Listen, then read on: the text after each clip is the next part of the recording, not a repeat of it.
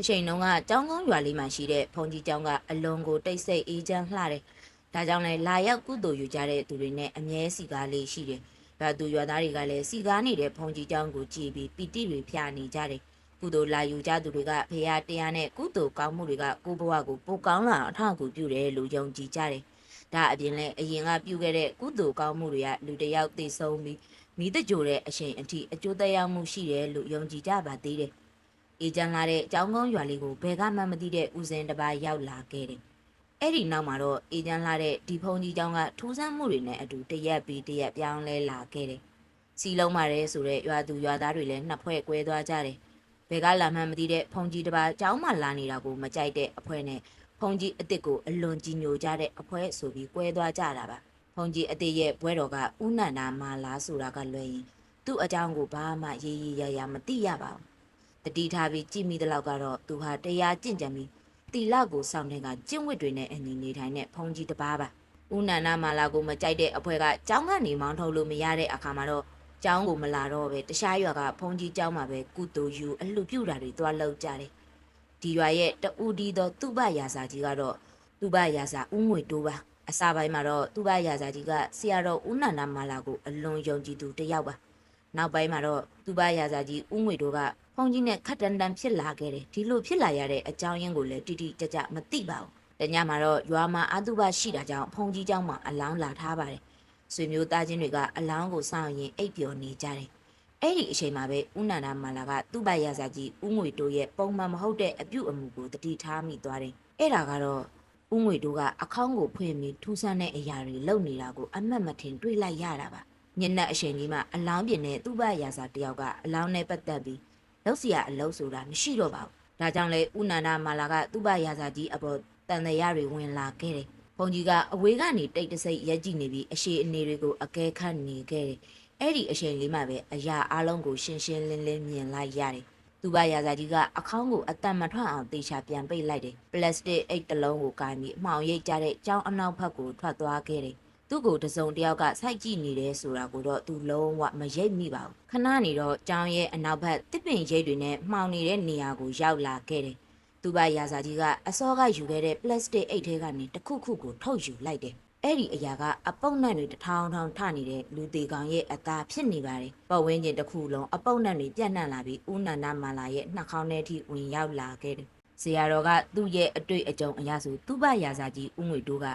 အလောင်းတွေရဲ့အသားကိုစားတဲ့အကျင့်တစ်ခုကိုဆွဲလန်းနေပြီးဆိုတာတတိထားမိသွားတယ်လူသေးရဲ့အသားဆိုတာကတစ်ခါစားမိသွားရင်နောက်ထပ်ထပ်တလဲလဲစားကျင်စိတ်တွေဖြစ်လာတတ်တယ်လို့ချစ်လူကြီးတွေလက်ထက်ကလေးကလည်းယုံကြည်ကြတယ်တခါကြီးငွေတိုးအမှောင်ထဲမှာဘာတွေလုပ်နေတာလဲသူ့ဘရာဇာကြီးကစကားတော့ပြန်မပြောနိုင်ပဲသူ့ပါဇက်ထဲကလူသေးအသားကြီးကိုငိန်ရီရှက်ရည်နဲ့အာပါတရစားနေပါတယ်လူသေးအသားတွေစားနေတာဘလောက်ကြပြီလဲတခါကြီးငါကူညီပေးလို့ရတယ်အရင်တော့ကတခါကြီးလိုလူသေးအသားတွေကိုစားရတာဆွဲလန်းနေတဲ့သူ့ဘရာဇာတယောက်ရှိခဲ့တယ်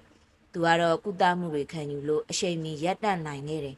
မဟုတ်ရင်တော့လူသေးအသားစားတဲ့လူစင်စစ်ကနေဖုတ်တရဲအထိဖြစ်သွားနိုင်တယ်သူ့ဘရာဇာကြီးကနောက်ဆုံးကြံတဲ့အသားကိုပါဇက်ထဲအမြန်ထဲကမြူရှာလိုက်ပြီးလက်နဲ့ပါဇက်မှာကတ်နေတဲ့သွေးတွေကိုရှာနဲ့ရက်ပြီးတန့်ရှင်းအောင်လှုပ်လိုက်ပါသေးတယ်ဖုန်ကြီးကဖုန်ကြီးလိုနေကွမဟုတ်တာတွေကျုပ်ကိုလာမဆွတ်ဆွဲစမ်းနဲ့ခမများပြောနေတာတွေတခုမှမမှန်ဘူးဘာသာတွေကိုပြောလဲဘယ်သူမှယုံမှာမဟုတ်ဘူးသူ့ဘရာဇာကြီးကဒေါသတကြီးနဲ့မိုင်းမိုက်ရန်ရန်ပြောဆိုကနေရာကနေထွက်ပြေးသွားပါတော့တယ်အဲ့ဒီနေ့ကစပြီးသူ့ဘရာဇာကြီးကဆရာတော်နဲ့မတွေ့အောင်ရှောင်နေပါတယ်နောက်ဆုံးဖုန်ကြီးเจ้าကနေထွက်သွားခဲ့တယ်ကျောင်းနဲ့တိတ်မဝေးလာတဲ့လေကွင်းထဲမှာတဲတလုံးစောက်ပြီးအဲ့ဒီမှာပဲနေပါတော့တယ်တိတ်မကြခင်မှာပဲကြမ်းကြမ်းမာရှိနေတဲ့ကျောင်းနိုင်ဘုံကြီးကရုတ်တရက်ကွယ်လွန်သွားပါတော့တယ်ဘုံကြီးရဲ့တက်တော်က90ကျော်ယုံလေးပဲရှိပါသေးတယ်ယောဂအခန်းလည်းမရှိပဲရုတ်တရက်ကွယ်လွန်သွားတာကိုတိုက်ဆိုင်တယ်လို့ပဲပြောရမလားဘုံကြီးအစ်စ်ကျောင်းကိုရောက်လာတဲ့2လအတွင်းဒီလိုတွေဖြစ်သွားတာကြောင့်ရွာသူရွာသားတွေကြားတယ်တန်တရားစိတ်တွေဝင်လာကြတယ်တချို့ကလည်းကျောင်းနိုင်ဘုံကြီးက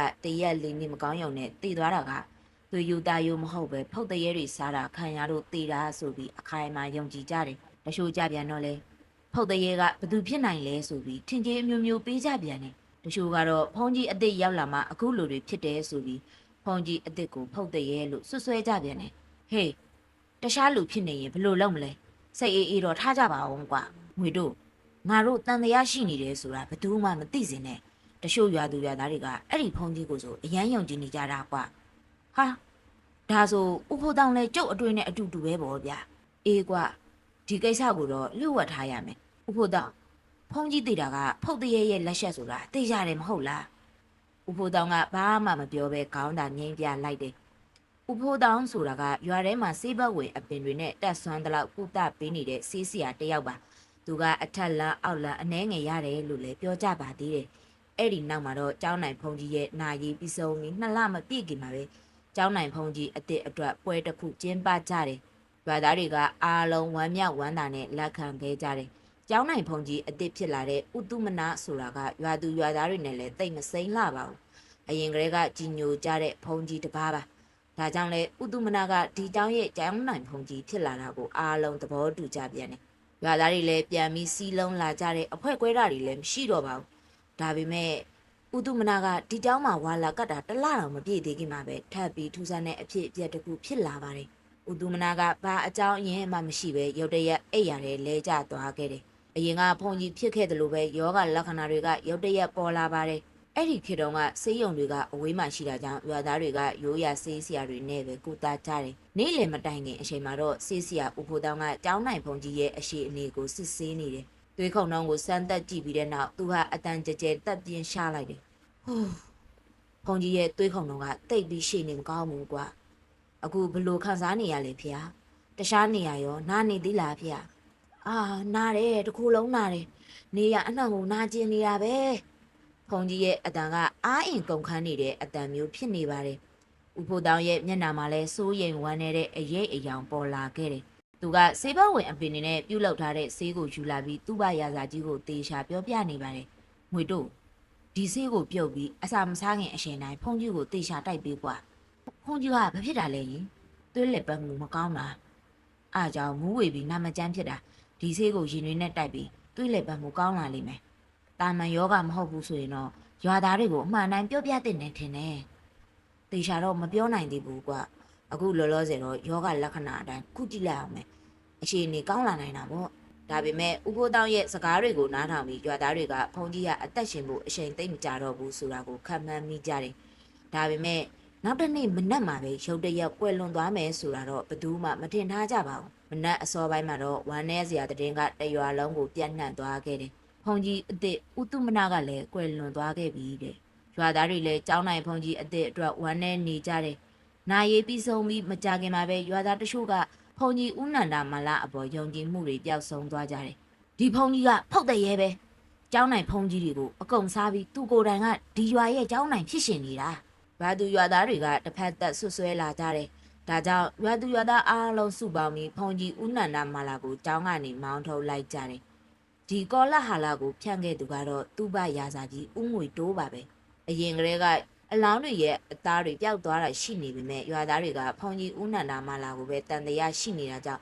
အားလုံးကကြောက်ရွံ့နေကြတယ်နောက်ဆုံးဖုန်ကြီးကျောင်းမှာကျန်နေတဲ့ဖုန်ကြီးတွေလည်းတခြားကျောင်းကိုပြောင်းရွှေ့သွားကြတယ်ရွာသားတွေကလည်းအနီးနားကကျောင်းတွေမှာပဲသွားရောက်ကုသိုလ်ပြုကြတယ်ဒီလိုနဲ့ဖုန်ကြီးကျောင်းကတစ်နှစ်နီးပါးလောက်လူသူကင်းမဲ့ပြီးပျက်စီးနေပါတော့တယ်အဲ့ဒီကာလအတွင်းမှာပဲအနီးအနားရွာကဖုန်ကြီးကျောင်းတွေမှာလည်းအလောင်းတွေရဲ့အသားတွေဖျက်ယူသွားတဲ့ဖြစ်ရက်တွေကထပ်ပြီးပေါ်လာပြန်တယ်။ရွာသားတွေကအလောင်းဆောင်တဲ့သူတွေကိုပို့ပြီးတင်းတင်းကြပ်ကြပ်စောင့်ကြည့်ခိုင်းကြတယ်။အဲ့ဒီအချိန်မှာတော့ဆေးဆရာဦးဖိုးတောင်းကခန္ဓာကိုယ်ပိန်ရှုံးလာပြီးဘသူနဲ့မှစကားမပြောဘဲအိမ်ထဲမှာပဲအောင်းနေပါတယ်။လူနာလာကုတဲ့အချိန်မှသာအပြင်ထွက်ပါတော့တယ်။တချို့လူနာတွေက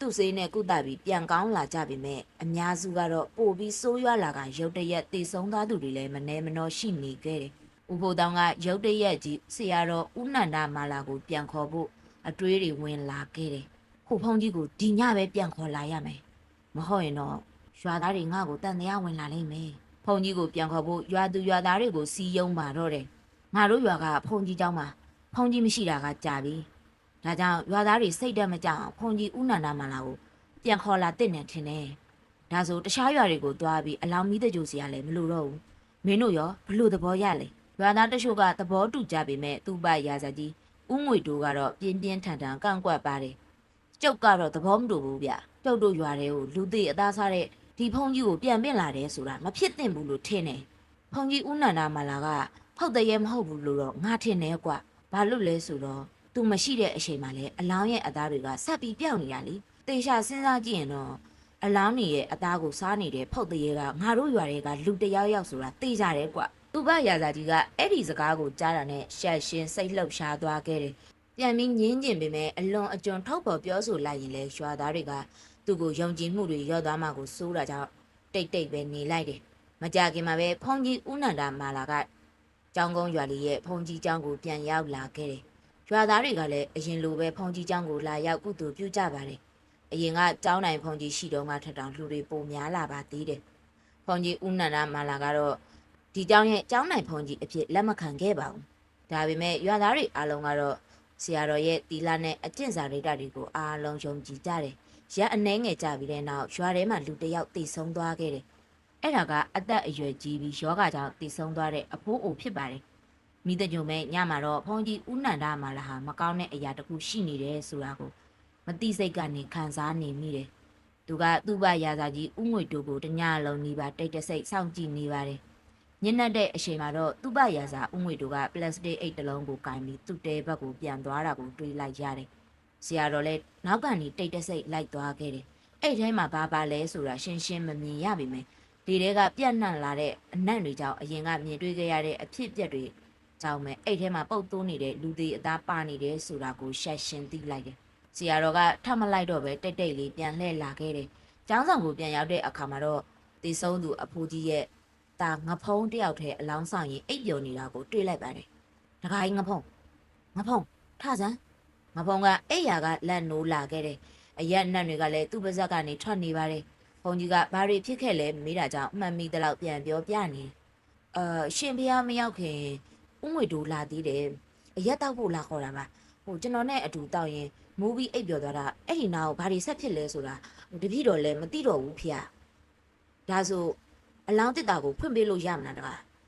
းမကောင်းထင်တယ်ဖေကအလောင်းတစ်တာဖွင့်တာကမင်္ဂလာမရှိဘူးလို့အယူရှိလို့အရှင်ဖေကြည့်ကြလို့လားဖေဆရာတော်ကခေါင်းခါပြီးဒါဆိုလဲမဖွင့်တော့ဘူးမိတကြိုတဲ့အချိန်မှပဲတခါတည်းကြည့်လိုက်တော့မယ်စကားပြောပြီးတာနဲ့ဆရာတော်လည်းကျောင်းဆောင်ကနေသူ့ကျောင်းကန်းဘက်ကိုပြန်သွားပါတယ်တကားပိတ်တန်ကြားပြီးတဲ့နောက်အမှောင်ထဲမှာလူတယောက်ရက်နေပါတယ်ဒီဖုန်ကြီးကငါကိစ္စကိုဒီလောက်လွယ်လွယ်နဲ့လက်လျှော့မဲ့ပုံမပေါ်ဘူးပဲငါလည်းဒီမှာမနေနိုင်အောင်အစွမ်းကုန်လုံးမရတော့မယ်ခဏအကြာမှာတော့ရေတံတစ်ခုထွက်ပေါ်လာခဲ့တယ်နောက်တနေ့နေ့လယ်မှာတော့အလောင်းမီးတကြိုကိုတစ်သားကြီးတွေနဲ့မီးပုံကြီးတစ်ခုပြင်ဆင်ထားတယ်သူ့ဘရာဇာဦးငွေတို့ကဆွေမျိုးတွေနဲ့အတူအလောင်းကိုမီးတကြိုကမျက်နှာကိုတန့်ရှင်းရေးလှုပ်ပေးနေပါတယ်ဒါပေမဲ့ဖုန်ကြီးဦးနန္ဒမာလာကိုတော့အလောင်းသားကိုလုံးဝအကတ်မခံပါဘူးအလောင်းကိုမျက်နှာတစ်ပေးနေတဲ့အချိန်မှာပဲငါဖုံကအလောင်းကိုဖုံထားတဲ့အဝေးအောက်ကနေသွေးတွေစီးကျလာတာကိုတတိထားမိသွားတယ်ဒါပေမဲ့သူကဘာမှမမေးခဲ့ပါဘူး။တည်သွားသူတွေရဲ့သွေးနဲ့အပုပ်ရည်တွေဖြစ်လိမ့်မယ်လို့ပဲထင်နေမိတယ်။အဲ့ဒီအပြင်ပုတ်တိုးတိုးအနက်တွေကလည်းပုံမှန်ထက်အလွန်ပြင်းထန်နေပါတယ်။ငါဖုံးလည်းအဲ့ဒီနေရာမှာကြာမနေနိုင်ပါဘူး။အလောင်းကိုမျက်နှာတုပ်ဖို့လာတဲ့သူတွေကလည်းအပုပ်နက်နေကြောင်ခဏအတွင်းပြန်ထွက်သွားကြတယ်။သူ့ဘရာဇာဦးငွေတို့ကတော့အလောင်းတစ်တာကိုအမြန်ပိတ်လိုက်တယ်။မကြခင်မှာပဲမီးပုံကြီးပေါ်ကမီးတောက်တွေအရှင်အဟုန်နဲ့လောင်ကျွမ်းသွားခဲ့တယ်။သူ့ဘရာဇာကြီးတယောက်သူ့ရဲ့အစီအစဉ်တွေအောင်မြင်သွားတာကြောင့်ပြုံးနေမိတယ်။အကြောင်းကတော့သူလှုပ်ထားတဲ့အရာတွေအတွက်တက်တီတွေကမီးပုံထဲမှာပျောက်ကွယ်သွားပြီလို့သူထင်နေတာပါ။ရက်အနှဲငယ်ကြာပြီးတဲ့နောက်သူ့ဘရာဇာကြီးဦးငွေတို့ကဖုန်ကြီးဦးနန္ဒမာလာဟာအကြောင်းကပတ်စံတွေကိုခိုးယူပြီးတုံးဆွဲနေတယ်ဆိုပြီးမဟုတ်မမှန်ဆွဆွဲပါတော့တယ်။တကယ်တော့အကြောင်းရဲ့ပတ်စံတွေကိုခိုးယူထားသူကသူကိုယ်တိုင်ပါပဲ။အရင်ကတည်းကဖုန်ကြီးဦးနန္ဒမာလာကိုမကြိုက်တဲ့ရွာသားတွေကဒီစကားကိုယုံကြည်ပြီးထပ်မံစုဝေးကဖုန်ကြီးကိုမောင်းထုတ်ဖို့လှုပ်ကြပါတယ်။ဖုန်ကြီးဦးနန္ဒမာလာကတော့ကိုကျင့်တိတ်ခါကိုတိုင်တယ်ပြီးအခိုင်အမာပြောဆိုလိုက်တယ်။ဒီလိုနှိမ့်ကြတဲ့အလုပ်မျိုးငါဘယ်တော့မှမလုပ်ခဲ့ဘူး။ဒီကိုလာတာလဲចောင်းကိုတိုးတက်အောင်လုပ်ဖို့ရွာသားတွေအတွက်အားကိုးရာတစ်ခုအဖြစ်လာခဲ့တာ။မယုံရင်တော့ចောင်းရဲ့ပတ်စံတွေကိုကိုယ်တိုင်သာသက်စစ်ကြည့်ကြ။ဒါပေမဲ့ဆရာတော်ဦးနန္ဒမာလာမသိခဲ့တာကចောင်းပတ်စံတွေကိုသူမစစ်ခင်ကလေးကသူ့ဘရာဇာကြီးဦးငွေတို့ကခိုးယူထားပြီးသားဖြစ်နေပါတယ်။အဲ့ဒီတုန်းကရွာသားတွေကဖုန်ကြီးတွေကိုအလွန်ယုံကြည်ကြည်ညိုကြတဲ့ကြောင့်ကျောင်းရဲ့လှူငွေအားလုံးကိုကျောင်းနိုင်ဖုန်ကြီးကပဲထိန်းသိမ်းထားရပါတယ်။စစ်ဆေးလိုက်တဲ့အခါမှာတော့အလှူငွေတွေကနေပတ်စံတွေအများကြီးပျောက်ဆုံးနေတာကိုရွာသားတွေသိသွားကြတယ်။ဒါကြောင့်လည်းဖုန်ကြီးဦးနန္ဒမာလာကိုခိုးတယ်ဆိုပြီးမောင်းထုတ်လိုက်ကြတယ်။ဒီတစ်ချိန်မှာတော့သူ့ကိုယုံကြည်ခဲ့သူတွေပါအားလုံးစိတ်ပြတ်သွားကြတယ်။မထပ်သွားခင်မှာတော့ဖုန်ကြီးဦးနန္ဒမာလာကသူ့ဘရာဇာဦးငွေတို့ဘက်ကိုကြည်ပြီးတနေ့တော့ငါရဲ့အပြစ်ကင်းစင်မှုတွေနဲ့တက်သေးပြမယ်လို့ပြောပြီးကျောင်းကနေထွက်ခွာသွားခဲ့တယ် ဖုန်ကြီးကျောင်းမှာဥဆောင်မဲ့သူမရှိတော့တဲ့အတွက်ရွာသားတွေကရက်ကွက်အတွင်းကဖုန်ကြီးကျောင်းတွေကိုလှည့်လဲပြီးကျောင်းနိုင်ဖုန်ကြီးလုံနိုင်မဲ့သူကိုရှာကြပြန်တယ်။ရက်အနှဲငယ်ကြပြီးတဲ့နောက်ရွာလူကြီးနဲ့ရွာသားတချို့ကဖုန်ကြီးတစ်ပါးကိုပင်လာကြတယ်။အဲ့ဒီဖုန်ကြီးကိုတလားလောက်ကြားတဲ့အခါမှာတော့ကျောင်းနိုင်ဖုန်ကြီးအဖြစ်ခံအပ်လိုက်ကြတယ်။အခမ်းအနားတွေကျင်းပပြီးမကြာခင်မှာပဲဖုန်ကြီးအစ်စ်လည်းရုတ်တရက်နေမကောင်းဖြစ်လာပြန်တယ်။လက္ခဏာတွေကအရင်ကျောင်းနိုင်ဖုန်ကြီးတွေနဲ့တပုံစံနဲ့ပါပဲ။အဲ့ဒီညမှာတော့ဖုန်ကြီးကိုစောင့်ရှောက်နေသူနှစ်ယောက်ကဦးမင်းနဲ့ဆေးဆရာဦးဖိုးတောင်းတို့ပဲဖြစ်ပါတယ်။ဒါပေမဲ့ထူးဆန်းတာကဆေးဆရာဦးဖိုးတောင်းဖုန်ကြီးနားကိုမကတ်နိုင်ပါဘူး။အနားကိုရောက်လာတာနဲ့ဖုန်ကြီးကကြောက်လန့်တကြားနဲ့မလာနဲ့ငါနားမလာနဲ့ဆိုပြီးကြီးကျယ်အော်ဟစ်ပါတော့တယ်။ဆေးဆရာဦးဖိုးတောင်းလည်းဖုန်ကြီးနားကိုရောက်လာတိုင်းဖုန်ကြီးကကြောက်လန့်နေသလိုအော်ဟစ်တားမြစ်နာကပိုပြီးထူးဆန်းနေခဲ့တယ်။အဲ့ဒီအရာတွေကြောင့်လည်းဦးမင်းကဆေးဆရာဦးဖိုးတောင်းကိုတန်တရားစပြီးဝင်လာခဲ့တယ်။အရင်တော့ကဖုန်ကြီးဦးနန္ဒမာလာကဖောက်တရဲဖြစ်ပြီးကျောင်းနိုင်ဖုန်ကြီးတွေကိုတက်နေတာလို့ထင်ခဲ့ပေမဲ့အခုတော့သူ့အတွေးတွေကပြောင်းလဲလာခဲ့တယ်။နောက်တညကြာတဲ့အခါမှာတော့ကျောင်းနိုင်ဖုန်ကြီးအစ်စ်လည်းကွယ်လွန်သွားပြန်တယ်။နာရီပထမညမှာတော့သူ့ဘရာစာငွေတိုးကပျောက်ရှင်းမလှပျောက်နေတာကိုဆေးဆရာဖိုးတောင်းတတိထားမိသွားတယ်။ဒါကြောင့်လဲဆေးဆရာဖိုးတောင်းကတန်တရားဝင်ပြီးငွေတိုးရဲ့တဲနောက်ဘက်ကိုတိတ်တဆိတ်သွားရှောင်းကြည့်ပါတယ်။အဲ့ဒီနေရာကဖုန်ကြီးကျောင်းထောင်ပို့ပြီးကြောက်ရှားစရာကောင်းနေပါသေးတယ်။တကယ်တော့အလောင်းတွေရဲ့အသားတွေပျောက်ဆုံးမှုဟာငွေတိုးရဲ့လက်ချက်ဖြစ်နိုင်တယ်လို့အရှင်အတော်ကြာကလေးကတန်တရားရှိနေခဲ့တာပါ။အဲ့ဒီအချိန်မှာပဲရုတ်တရက်ဆိုသလိုလူတယောက်ရဲ့လက်ကသူ့ပခုံးကိုအသားလေးလာကင်ပါတယ်။ဘသူကိုရှာနေတာလဲဦးဖို့တာ။အတန်ကြလို့လှည့်ကြည့်လိုက်တော့သူ့ဘရာစာငွေတိုးဖြစ်နေပါတယ်။အော်ငွေတိုးပါလား။လန့်သွားတာပဲကွာ။ငါကမင်းကိုလာကြည့်တာမနက်ထဲကဖုန်ကြီးကျောင်းထဲမှာမတွေ့လို့လေ။စကားပြောရင်ဆေးဆရာဦးဖိုးတောင်းကရုတ်တရက်ဆိုသလိုနှာခေါင်းကိုလက်နဲ့ပိတ်လိုက်ပါတယ်။သူ့ဘရာစာကြီးရဲ့ပါဇက်ကနေလူသေးအသားပုံနှံတွေကအလွန်ပြင်းပြင်းထွက်လာခဲ့တာကြောင့်ပါ။ဆေးဆရာဖိုးတောင်းလည်းနောက်ကိုရှီလန်းအနှဲငယ်ဆုပ်လိုက်ပါတယ်။ဒါပေမဲ့ငွေတိုးကလှင်မြန်စွာနဲ့ပဲသူ့စီပြေးလာပြီးလယ်ပင်ကိုလက်တစ်ဖက်နဲ့အားကောင်ညှစ်လိုက်ပါတယ်။ငါကိစ္စကိုဝင်မရှောက်နဲ့ကွာ။ဆေးဆရာဖိုးတောင်းကအသက်ရှူမရလောက်အောင်ခံစားရပြီးလူသေးအသားအပုံနှံကြောင့်အန်ကျင်လာခဲ့တယ်။ဒါပေမဲ့သူကသူ့ရဲ့နောက်ဆုံးအင်အားတွေနဲ့သူ့ဘရာစာကိုတွန်းထုတ်လိုက်တယ်။သူ့ဘရာစာငွေတိုးလည်းအဝေးကိုလွင့်ကျသွားခဲ့တယ်။အဲ့ဒီအချိန်မှာပဲဆေးဆရာဖိုးတောင်းမှာစွမ်းအင်တစ်ခုခုရှိနေပြီဆိုတာကိုသတိထားမိသွားတယ်။အော်အခုမှပဲသဘောပေါက်တော့တယ်။ငါရှာနေတဲ့ဖုတ်တရေကဆေးဆရာကြီးဦးဖိုးတောင်းဖြစ်နေတာကိုဘသူဖြစ်မလဲလို့စဉ်းစားလိုက်ရတာဒီနေ့မှပဲအမှန်တရားကပေါ်လာတော့တယ်။သူ့ဘရာစာငွေတိုးကလူတွေကြောက်အောင်အတန်ကြဲကြဲနဲ့អော်လိုက်ပါတယ်။အလောင်းတွေကိုဖျက်ပြီးအသားတွေယူစားနေရတာလေသူ့ဘရာစာငွေတိုးမင်းဖြစ်နေတာပဲကွာငါမဟုတ်ဘူးကွာဖုတ်တရေကမင်းပဲဖုန်ကြီးတွေကိုစိတ်ကူပေးတယ်နဲ့တယောက်မှမပြောက်ပဲအားလုံးသိသွားတာမင်းကြောင့်မင်းကဖုတ်တရေဖြစ်နေတာပဲအပြန်အလှန်ပြန်ပြီးអော်ကြရင်တယောက်နဲ့တယောက်အစွမ်းကုန်သုံးကတိုက်ခိုက်ကြပါတော့တယ်တိုက်ခိုက်နေသူနှစ်ယောက်ကလည်းအရှုံးမပေးကြသလိုစောင့်ကြည့်နေကြတဲ့ရွာသားတွေကလည်းမပြန်ကြပါဘူးနောက်ဆုံးမှာတော့အားလုံးလည်းအမှန်တရားကိုနားလည်သွားကြတယ်လူသေးအသားတွေကိုစားနေတဲ့သူကသူ့ဘရာစာဦးငွေတိုးဖြစ်ပြီးဖုတ်တရေအစ်စ်ကတော့ဆေးဆရာဦးဖိုးတောင်းဖြစ်နေတာပါဖုန်ကြီးဦးနန္ဒမာလာကလည်းသူ့ဘရာစာဦးငွေတိုးဟာအလောင်းတွေရဲ့အသားတွေကိုဖျက်ယူစားနေတဲ့သူဖြစ်ကြောင်းပြောပြပါတယ်အမှန်တရားကိုသိသွားကြတဲ့ရွာသားတွေကတော့နှစ်ယောက်စလုံးကိုတေသွားအောင်ကြိမ်ဆဲနေကြတယ်။မိုးလင်းကန်ကြီးအရှင်အထိသူတို့ရဲ့စွမ်းအားတွေကိုအစွမ်းကုန်ထုတ်ပြီးတိုက်ခိုက်နေကြတယ်။နောက်ဆုံးမှာတော့လက်သီးလက်မောင်းတွေတန်းပြီးတိုက်ခိုက်နေတဲ့အတန်တွေဟာရုတ်တရက်တိတ်ဆိတ်သွားပါတော့တယ်။ဖုန်တွေတဖြည်းဖြည်းပြန်ကျသွားတဲ့အခါမှာတော့လူနှစ်ယောက်ကမြေပြင်ပေါ်မှာအသက်ရှူတန်ခတ်ပြင်းပြင်းနဲ့လဲကျနေတာကိုတွေ့လိုက်ရတယ်။နှစ်ယောက်စလုံးရဲ့နှာခေါင်းမျက်လုံးနဲ့နားတွေကနေသွေးတွေလည်းထွက်နေပါတယ်။ဖုန်ကြီးဦးနန္ဒာမာလာကသူတို့နားကိုတွားကြည့်လိုက်တယ်သူတို့ရဲ့ခန္ဓာကိုယ်အပေါက်၉ပေါက်ကနေသွေးတွေထွက်နေပြီပဲနှစ်ယောက်စလုံးမကြခင်တည်ကြတော့မယ်ကွအဲ့ဒီနောက်မှာတော့သူ့ဘရာစာနဲ့ဆေးစရာတို့နှစ်ယောက်စလုံးဆုံးပါသွားကြတယ်မကြခင်မှာပဲဖုန်ကြီးကျောင်းမှာကျောင်းနိုင်ဖုန်ကြီးအစ်စ်တစ်ပါးထပ်မံရောက်လာခဲ့တယ်ဒီတစ်ချိန်မှာတော့ဖုန်ကြီးဦးနန္ဒာမာလာကကျောင်းနိုင်ဖုန်ကြီးအဖြစ်လက်မခံပဲကျောင်းရဲ့ဖုန်ကြီးတစ်ပါးအဖြစ်သာဆက်လက်နေထိုင်ပါတယ်ဒါပေမဲ့ထူးဆန်းတာကဒီတစ်ချိန်မှာတော့ကျောင်းနိုင်ဖုန်ကြီးအစ်စ်လည်းအရင်ကဖုန်ကြီးတွေတို့ရုတ်တရက်နာမကျန်းတာဖြစ်တာမျိုးလုံးဝမရှိတော့ပါဘူးအဲ့ဒီအပြင်အလောင်းတွေကနေအသားဖြတ်ယူသွားတဲ့ဖြစ်ရက်တွေလည်းနောက်ထပ်လုံးဝမတွေ့ရတော့ပါဘူးဒီလိုနဲ့အရင်ကရွာသားတွေကိုနှစ်ပေါင်းများစွာရှောင်လန်းခဲ့တဲ့လူသေးအသားစားတဲ့သူ့ဘရာစာငွေတိုးနဲ့ဖုတ်တရဲစီးစီယာဦးဖိုးတောင်းတို့ရဲ့အမှန်တရားကနောက်ဆုံးမှာတော့ပေါ်ပေါက်သွားခဲ့ပါတယ်သူတို့မရှိတော့တဲ့နောက်ပိုင်းကျောင်းကုန်းရွာလေးကအရင်လိုပဲတိတ်ဆိတ်အေးချမ်းပြီးအလူအတန်ပြုတ်သူတွေနဲ့ချီစီကားကားဖြစ်လာပါတော့တယ် ဇက်လန်လေးကိုဒီမှာပဲအဆုံးသတ်ပြစီရှင်နောက်ထပ်ဇက်လန်လေးတွေနားဆင်ဖို့အတွက်ကျမရဲ့ channel လေးကို like and subscribe လုပ်ထားပေးဖို့လည်းတောင်းဆိုပါစီရှင်